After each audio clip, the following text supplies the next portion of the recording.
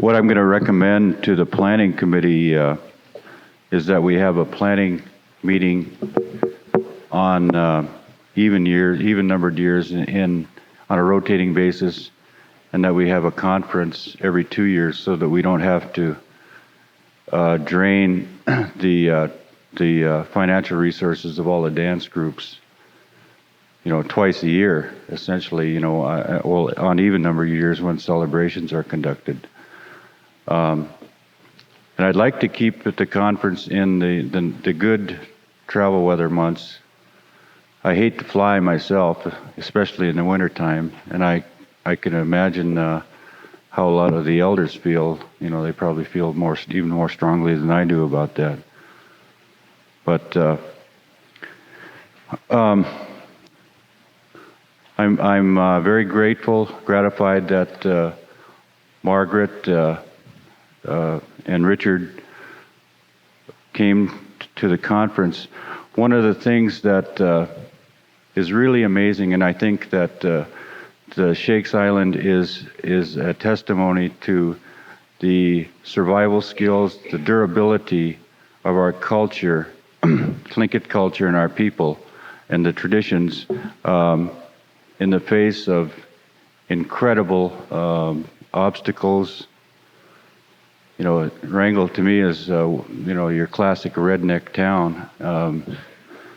It's the home of Robin Taylor, who is the most lovable and likable politician in Alaska. But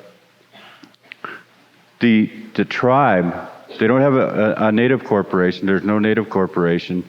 In the Emmonds book, the chapter on Wrangell is just about the longest. It's the 3 chapters that are really long are the chapters on the Tongass tribe, chapter on the Chilkat, and the chapter on the Stikine. And there's no Angsa Corporation in Wrangell. They're left out. But there is an IRA tribe there. And the tribe has ownership for Shakes Island, which to me is a priceless piece of property. And I think we have to work together to provide support. One of the things that I'm initiating is at least peace talks among the descendants and of the various clans from Wrangell. The map that I referred to earlier in the Emmonds book on the Tlingit is on page 25. It's a map of the inner harbor of Wrangell, and it lists the locations of the clan houses of all the Wrangell clans, Raven and Wolf, as of 1890. It's the only map that he did. I don't know why he did that again, for all of the communities, but he did it for Wrangell. And I don't know where the information came from. I don't know who his source was for this, but he did it. And so there's very few other tribes in Southeast Alaska that have this resource, ownership of this. I consider it a trust that the tribe has, and I think we should do whatever we can to develop this resource, to make sure that it continues to thrive, to live, to really come back to life. I'd like to call upon my uncle Jonathan DeWitt come down and say a few words.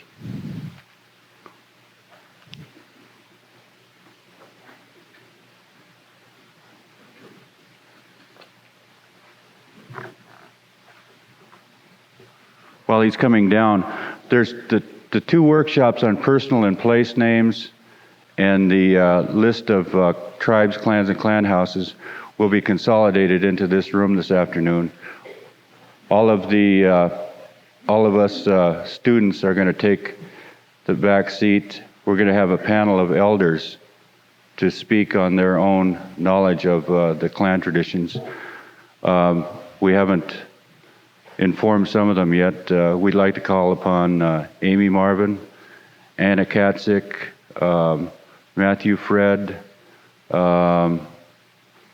There's 5 or 6 of you that we'd like to call upon. We'd like to provide that 3-hour forum for you folks to speak on your knowledge of the tribal and clan traditions this afternoon. And we'll set up a table up here, so it'll be comfortable for you to participate. You won't have to stand at this podium. Thank you. I remember my mother telling me when the same subject came up on Shakes Island in the early 1960s. She told me in Tlingit that she went to the ANS meeting. They had a big meeting, and she'd go up and talk in Tlingit, and this is what she said. She said, supposing Wrangell was the United States and Shakes Island was the White House. So the city wanted to take it over at that time. This is what she told her people. You got to take care of Shakes Island. And that's at that time, you turned it over to the A&B. So that's part of what I remember. Of course, when I was a kid, I remember playing on Shakes Island. Little did I know I'd ever be chief of that island. But due to circumstances, and work-wise, there wasn't enough work in Wrangell, so I had to move to Ketchikan to make a living.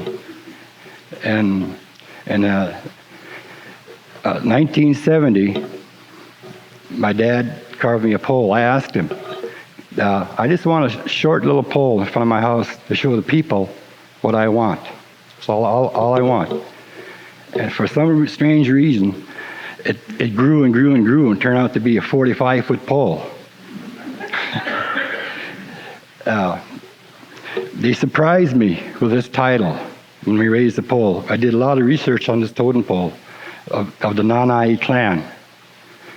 And I did find out all kinds of information. It's still standing in Ketchikan in front of my house. But it is of Wrangell, that pole. It's got 3 stories on that pole. And Tommy Ucas, Dr. Sobolov, my dad, and many, many other elders were there and verify this, that made sure it done right. In fact, I insisted on it being doing right.